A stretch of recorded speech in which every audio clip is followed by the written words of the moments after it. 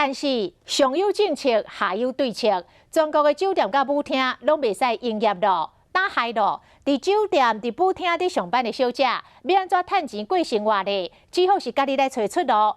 各大面册甲通讯的软体开始来出现着会当叫小姐来陪酒的广告。专家学者嘛来表示讲，一个小姐的背后可能是有5个人咧等伊要食饭。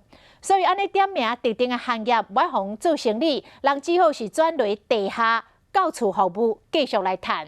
安尼要防疫，恐惊是更加困难。全台酒店舞厅是第一个被无限期命令停业的产业。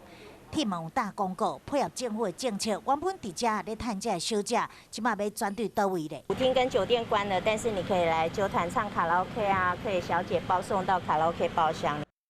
并且社团开始出现这款大文，防疫期间转战 KTV， 无钱赚就无法度生活。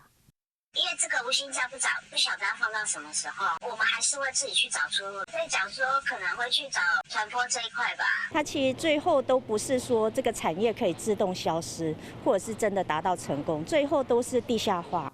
今年这造成台面的担忧，直接地抒发某一寡行业影响到因的生活。